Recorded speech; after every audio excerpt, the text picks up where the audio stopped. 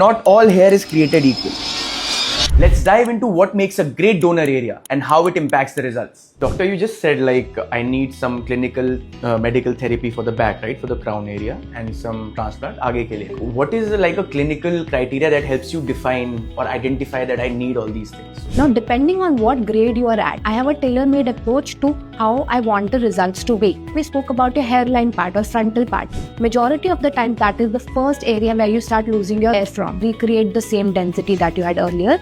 We need to do the transplant. But what we have seen, you do have some baby follicles in the mid-scalp and crown area where you need some kind of stimulation only. Depending on your age, expectation and severity of your baldness, we need to curate a plan which kind of helps in delaying the surgical option as much as possible. When I know that you're going to respond better to the medical therapy and clinical procedures in your mid-scalp and crown area, I would want to go with that. You are not a candidate for surgery.